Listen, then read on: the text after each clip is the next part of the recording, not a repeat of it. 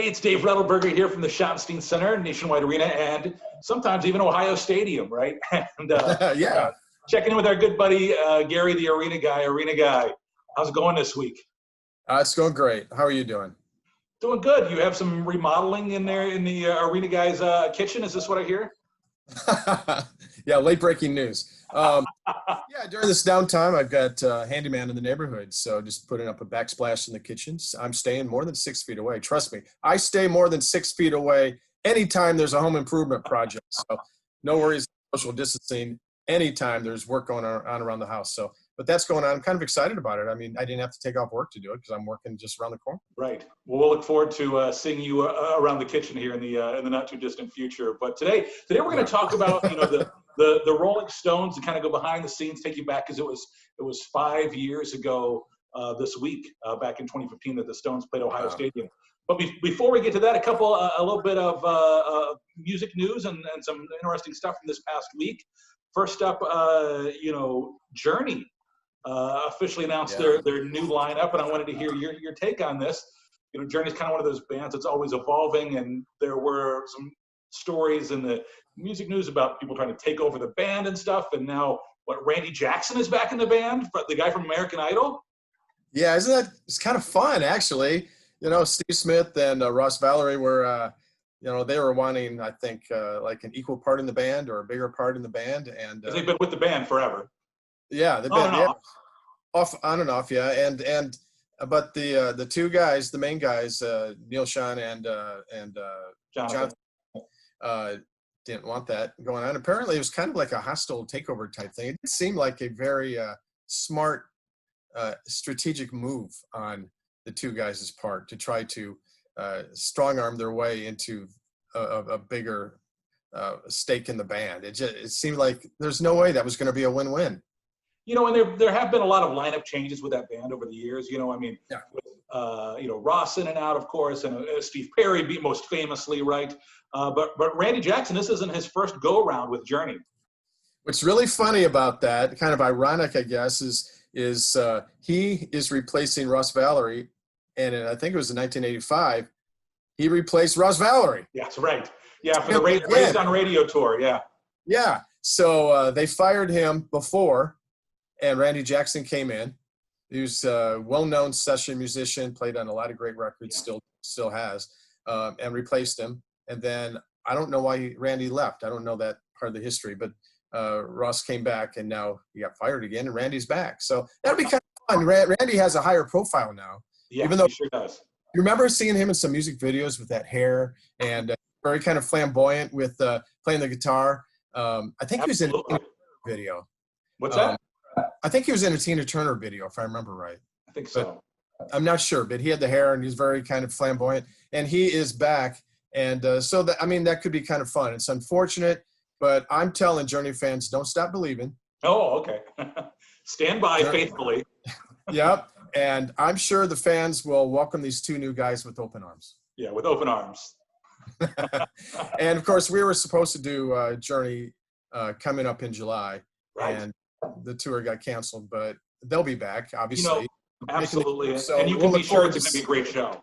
Yeah, we'll see them back with these two new guys. And Narada Michael Walton is one of the great musicians anyway. He's played with Michael Jackson and just about everybody. He's one of the great drummers and a great session musician. So a lot of people, and he's been a solo artist in his own right, but a lot of people may not know his name, but they've heard his work. So these are two great additions. Unfortunately, there had to be some changes, but these are two really great additions. Yeah, for sure. You know, I don't know if I told you this. I ran into Randy Jackson once at a baggage carousel at an airport. We were on the same flight. One of those places, you know, when you're walking through first class and you kind of like look around to see, hey, who's in first class, right? And I'm like, that looks like Randy Jackson. And then, standing there at the baggage carousel, of course, it was him. So that was. Wow. Was that during the Idol days? It was during the Idol days, yeah. Wow. Well, that's cool. No, I don't think you ever told me that. That was fun. So I do look forward to Journey coming back. Some other interesting music news from this past week. By the way, that's cool, dog. That's cool, dog. You're a little off pitch. You're a little pitchy there, though. Yeah, right. Brian May. Did you hear this one? Brian May from Queen you know, he'd been in the news because he had a little accident out in his garden and pulled a muscle, a buttock muscle, as he put it. Pain in the, but, you know what? But it turns out that he had a minor heart attack. Oh, I hadn't. This is wow. Yeah. I hadn't heard that. So he's fine. He says he's all right, but he said it's one of those ones where the doctors do the tests on you because you're in there anyway. And then it's kind of like when you take your car to the mechanic and they say, "Oh, by the way." Yeah. You know. Yeah. That So it's kind of one of those times because I have a look of a guy who doesn't know anything about cars. So I have a great mechanic now, but in the past that's happened before. So I get you. Yeah, it was one of those. By the way, you had a minor heart attack, and so, but he said it was, you know, kind of a scary moment when he realized what had happened. And you know, he's 72. Wow. Stevie Nicks, by the way, happy birthday to her. She turned 72 yesterday. But again, it goes to show, you know, and obviously, if this time has taught us anything, when you have the chance to see those people in concert, don't miss it. You don't know when it's going to be the last time. Yeah, just in case your favorite rock star is gardening and has a mishap. Artists now. Yeah, you know, rock and roll is aging. You know, it's our favorite rock stars from the past are in their 70s, even in their 80s somewhat. And it's. I remember when Paul McCartney turned 64. Yes. And that made the headlines because of the song when I'm 64. And it made it sound like he was so ancient in that song. It makes it sound like that is really old. And Elton John has a song called 60 Years On. So when you're 60 years old, you're really old. You know what? 60 is really young now. And the closer that, I'll lump you into this, the closer that we get to there. But, yeah, you know, the rock stars are still going in their 70s, but, you know, that won't, see them now. See the legend now. Absolutely, yeah. Do you remember, I guess this is a good turning point, remember when the Rolling Stones announced, I think it was in the 80s, the Steel Wheels tour, right? Yes, and I do. It was like, oh, the steel wheelchair because they're so old. And that was in the 80s. Yeah. And even like Mick Jagger and other rock stars said, you know, when they were starting out, said, I can't imagine doing this when I'm 30. Hope I die before I get old, right? Yeah. Yeah. Or then it was, I can't imagine doing this when I'm 40. And now they're in their 70s and they're still. They can't imagine not doing it. Yeah. Doing it great. And Keith Richards is always kind of the guy that's held up as the guy who's going to outlast us all, right? So. Yeah, because he looked like he was on his last leg for the past 3 or 4 decades. Well, that's a good chance to talk about 5 years ago. So 5 years ago this week, believe it or not, time flies. Hosted the first concert in Ohio Stadium in quite a while when it was 12 years. What's that? 12 years. Yeah. Yeah, when the Rolling Stones came. So let's take it back, folks, a little bit behind the scenes there. To that very special show announcement. Before, it was funny though, because it was kind of an interesting thing where we hadn't done a show at the Shoe in 12 years, like you said. Right. And what Buckeye Country Superfest, didn't they announce first for that same Yes, summer? so we were so excited. We've created this music festival that was exclusive to Columbus. This was not a tour. This was a big music festival, country music festival that we created. And it was going to be the first stadium show in 12 years. And all the publicity that I put out, that you put out, was based on the fact that first in 12 years. That was the headline. And then somehow the Rolling Stones sneak in there. Buckeye Country Superfest was in June. And the Rolling Stones sneak in right here, documented May 30th, 2015. And they snuck in to be the very first one, which was so incredibly exciting. But it did steal a little thunder of BCS, but BCS, it was still the first one, so it still got a lot of attention. But how cool was it to do the Rolling Stones? I gotta tell you, this was a real career highlight for me. You know, it was a magical day. So one of the first things we had to do was we had to put up a big banner outside the stadium. Welcoming the Stones, and they gave us this very cool logo, which you see here. You see in the arena guy's picture there. Oh, on your T-shirt, there you go. Yeah, that's of course, the iconic Stones logo, which is so great. And I remember raising that up on the outside of Ohio Stadium. Kind of made it feel real. It really did, and boy, the news media ate that up too, because it's such a great visual. In addition to the fact that we're back to doing shows at the stadium. So yeah, that was very cool. That was a great attention getter. Yeah, and the picture that you have behind you is something that we sent to all the media for the show announcement. Yes. It's actually, am I right? That's the one where the marching band is doing the Rolling Stones logo on the field. Yeah. It's got the logo on the right in the middle of the field there, and yeah, very cool. And that was a great way to get some attention, to get the media excited about it as well. And of course, the arena guy got one too, so that's why it's right here. I have one hanging in my office, which I haven't seen in a long time. I know. So when we were going to do this first show in quite a while there at the Shoe, I mean, part of the challenge doing a show at the Shoe is it is so much bigger than almost any stadium in America, right? So it's bigger than most of the pro stadiums. So whereas when you people always say, oh, 100,000 people, well, when you put the stage in, you do lose a good chunk of people, and but still, it can be around 20,000 more people than most NFL stadiums when you do it. So, yeah. So there aren't many bands who can fill a stadium, and definitely we knew the Stones would be one, and they definitely were. Right. Yeah, that's very true. I had never seen the Stones before. They were on my bucket list. That was your first time? First time, yeah. Wow. So it had that extra excitement for me because I was seeing one of the great bands of all time. Yeah.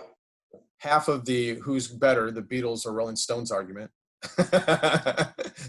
And so it was my first time seeing the Stones. I was so excited on a personal level and very excited on a professional level because we were back to doing stadium shows.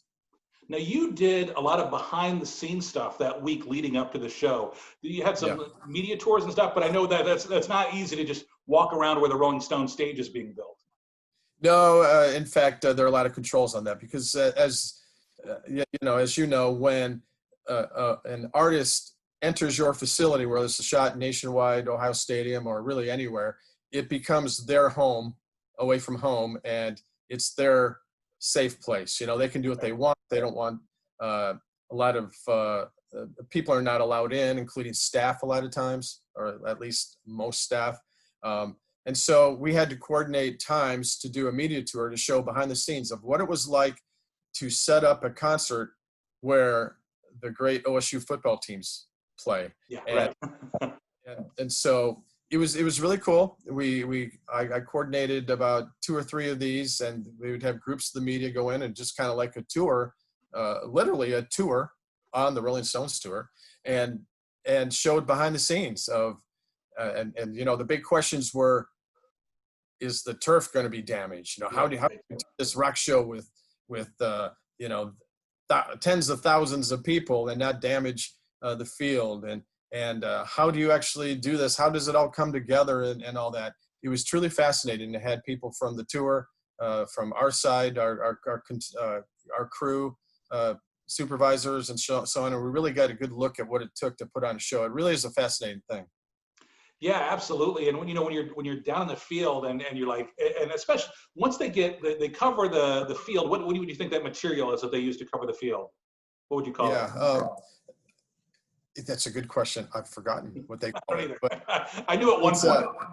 Yeah, but it's a special material that allows all that weight and equipment to not damage the field. So they put this protective covering down, and I believe plywood, and then they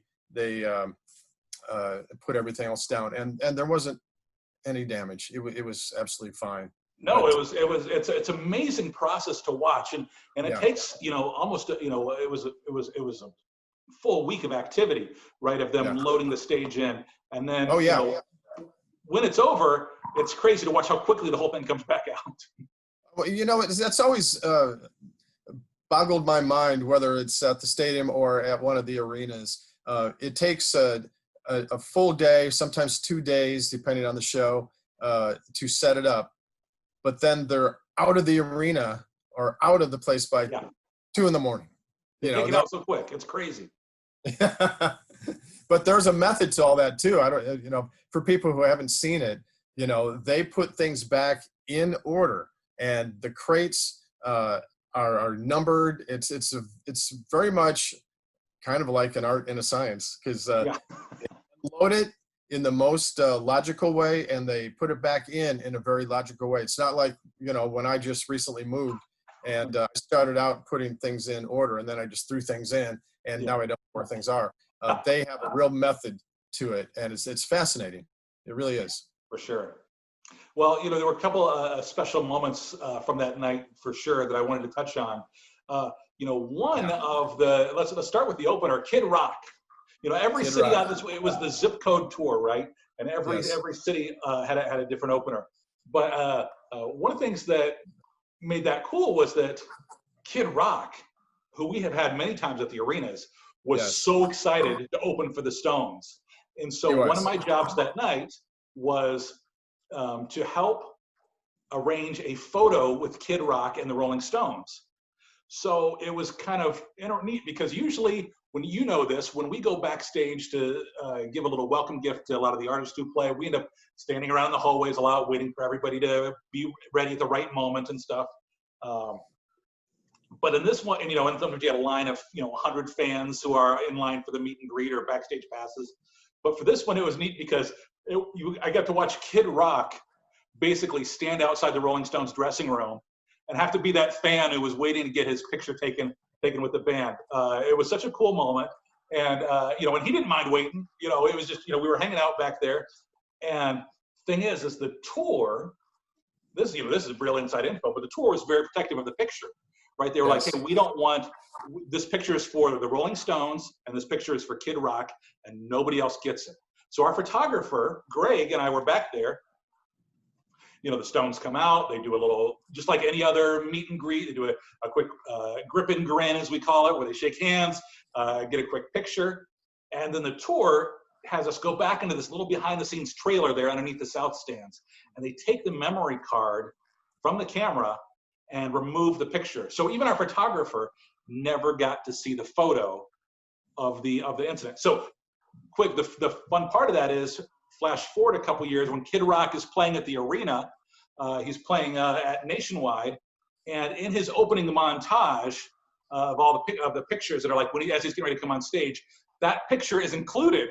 And our photographer was like, I just saw you, and he missed it. He tried to get a picture of the picture so he could finally have that photo, and we didn't get it. He took it, and he never saw. No, right. So, other than that 1 inch by 1 inch in the back of his camera. So. Yes, it was fun. So that was pretty cool. And Kid Rock brought a lot of high energy. He was a lot of fun with that show. Yeah, I thought it was kind of interesting too that they blocked off some of the staging so he wouldn't go into the crowd. Yeah, they actually, because a lot of artists actually do this. They have the runway that goes out into the crowd. They call it the thrust. Right? The thrust, yes. And a lot of artists are like, hey, opening acts don't get to use the thrust. Because we want that wow moment for our fans. For Mick, and they did not trust Kid Rock. It was so hilarious. Go ahead, sorry. No, that's exactly right. So they actually left the section out of the thrust until after. They didn't want to tempt him. They didn't want to give him that potential. Right. And Mick used it to great success. I mean, Mick is just one of the great showmen of all time, and he made use of every inch of that stage. There was another part of that was very kind of cool and very behind the scenes that you had the opportunity to do. And this hurts me. And I wasn't a part of it. But Mick Jagger, wanted to know a little bit about Columbus before the concert. And so you had the opportunity to meet with Mick to just tell him a little bit, some Columbus information and mention to the crowd that would get the crowd going. And that had to be a great experience for you. That hurts. That actually hurts to even hear it. It hurts to hear. No, it's absolutely true. What you said is true. So a few days before the show, I was talking to the band management, and they asked for some inside information on Columbus. And they said, hey, tell us about different neighborhoods, tell us things that, the band should know. And hey, what songs are associated with Ohio and Columbus? And, I mentioned Hang On Sloopy, and then they finished this big questionnaire, and they said, okay, great, we want you to talk through this with Mick backstage before the show. I was so jealous. And I was so excited, but I knew in my heart that that someone else, their organization, will go unnamed, but who's on a higher pay grade than me, would kill for this opportunity. So I said, oh, you know who's the real Columbus expert? It should be this person. And so I let the big boss go back there and take care of that business. And so he got to go back and talk to Mick. But the cool thing that came out of that is still that for the first time, I think it was since 1986, the Rolling Stones played "Hang On, Sloopy," and they played "Hang On, Sloopy," and I like to think that in some very small way that I influenced the Rolling Stones set list. So that I'll still take that credit. That was still pretty cool. Yeah, you did. I'm still mad at you for not thinking of me as Columbus expert, even though I'd only been in town for like 2.5 years at that time. But no, that was very honorable of you. But yeah, you definitely influenced "Hang On, Sloopy." When they performed "Hang On, Sloopy" at the stadium, the crowd just went bonkers. Yeah, that's great. And that video was picked up nationally and shared everywhere. I'm sure we'll probably share it on our site on the actual anniversary on Saturday. But it was very just. I remember, you know, it was that thing of I went backstage just before. I hadn't been to a concert at the stadium in many years myself. And I remember going backstage to help take care of that Kid Rock photo thing. And the sun hadn't quite set. And then we waited for the Stones, did the picture, and came back out. And I'm walking through the football ramp area where the football players take the field with Keith Richards' wife. Wow. Running down because we had just taken the picture. The Stones were taking the stage. The lights were going down. And I walk out into that sea of a filled horseshoe. And the lights were down and the crowd was screaming. And Keith's wife said to me, she's like, "This feels like the Super Bowl to me." She goes, "This just feels big." And I thought that was a pretty cool moment. And so we got out there and they hit the stage. And I'm telling you, we've talked about this before so many times, but it was one of the best rock and roll shows I've ever seen. No question. And it was on my bucket list. And to see the Rolling Stones is to see history. Not only great music and a great time, but it was history.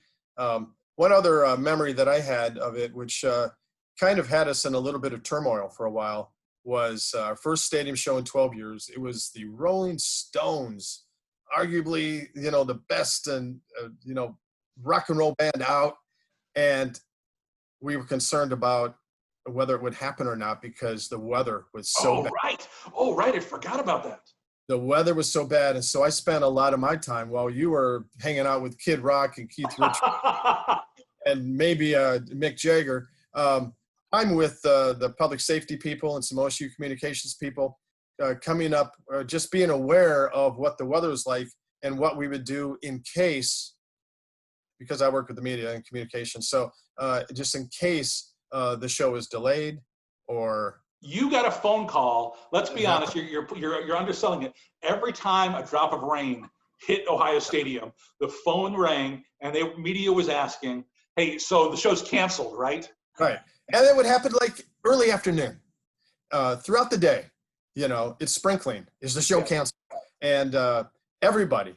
It was nuts. Very busy, just saying, no, we're on as scheduled, and that sort of thing. But we were keeping a close eye on it. And the thing about Ohio Stadium is you can see from the press box a great distance. Right. And you could see lightning. That would be a problem. So it ended up pouring. There was a lot of rain that afternoon. But would you know that just before it came time to begin the show, it stopped? And absolutely. It was almost like it was a movie. The skies opened.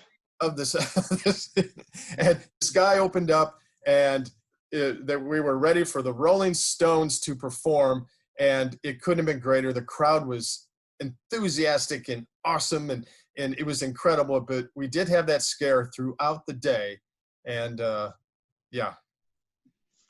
was. And then I remember shortly after the event ended, we did get a little rain. Yes, it was like before and after. But it was during that window. You know, the biggest Buckeye fan of all was making sure that there was a beautiful night for us for that show. It was you know, I love what we do, and there are so many moments at the arenas. Hey, Jules, the arena dog. There's so many minutes at the arena where you get that magical feeling, right? but there's Yeah. something special about a stadium show. When you are singing, you can't always get what you want, along with a full stadium of people. It's just amazing. Absolutely. And I would say the whole stadium, including you and me, had a lot of satisfaction that night. They say you can't get none, but they proved us wrong, right? So yes. hey, Yes. while we're talking here, real quick before we Let me wrap show this this real quick, though. Oh, nice. Oh, okay, hang on. Beautiful. That was special edition, limited litho. Very nice. Yeah. And of course, a caricature of the stadium marking the occasion. So I brought it down today. Oh, absolutely beautiful. Just one of the highlights ever, for sure. Absolutely. And I do want to mention, you mentioned you hadn't seen the Stones before. I've been lucky enough to see them a few times before, but I do want to mention real quick, in 2005, back in September of 2005, they brought the Bigger Bang tour to Nationwide Arena. Beck opened up. That was actually a really solid new album from the Stones at that time, and made for just a great fun night at Nationwide. The No Security tour saw the Stones back in April of '99 at the Shot. Wow. It was Easter weekend, and my wife was mad at me because I wasn't going to go with her to visit her Nana up in Michigan. I'm like, hey, I got to see the Stones. And then before that, their previous visit at the stadium back in September of '97, they played on it was the Bridges to Babylon tour. Blues Traveler opened up, and that was one of my first concerts when I moved to Columbus, and it was great. It was an awesome show, but still nothing is cool. I'm telling you, even having seen them a few times before, the band never sounded as good as they sounded this past time. It was just, they were absolutely as tight as a rock band can be. They sounded great, and we talk all the time. You're on those calls. We're always trying to get the Stones back in Columbus. Yeah, and you're right. They sounded, and boy, wouldn't it be great if they did? So, if they brought their tour back to this area. The thing is, sometimes you see some of these bands that have been around forever and feel like they're going through the motions. They're out for the paycheck. For sure. Trying to fit in another tour or two before they call it quits. And there are a handful of artists that don't phone it in. I'm going to say Elton John, the farewell tour. He sounded. We watched it together. He was. Yeah, you're right. It was. And Rolling Stones sounded incredible. They were not, phoning it in. They could have easily done it and sold just as many tickets probably, but they were. It would have been a great show. But this was as strong as any rock band that I've seen live, and it was just beautiful. And I love Charlie Watts. You've got the Mick and Keith. The guys. Mick's real flamboyant, and he's dancing around, and Charlie's just drumming. Yeah. Just very mellow, and he's like that solid piece of the band that but he's incredible. He's great. It was a great night, great concert memories, and of course we're looking forward to lots more great concert memories. Hey, before we wrap things up, this week is that Red Cross blood drive we've been talking about. It's happening this week, and there's still details on the web, right? Yes, we're very excited about this because, one, there's a great need. During this COVID-19 situation, there's been a lot of need, a lot of attention has been focused in other areas, which was much needed as well. But the blood donations have gone down, and so it's much needed. So we're very excited to take part in this and to partner with the Red Cross. We're also excited because it's the first event inside Nationwide Arena since Dan and Shay on March 8th. So about 2.5 months later, we've got our next event. And so it will be the 28th of May. So it will have happened by the time some people have seen this video. But we have more coming in the summer, which we'll share details with later. But go to the website, nationwidearena.com, for all the details. Basic information inside Nationwide Arena from 10 to 4 on the 28th. And please give if you can. There's a great need, and this is a great way to help out during these kind of crazy and challenging times, for sure. Absolutely. I couldn't have said it any better. Arena Guy, always a pleasure. Where can people find you if they want to follow you on social throughout the week?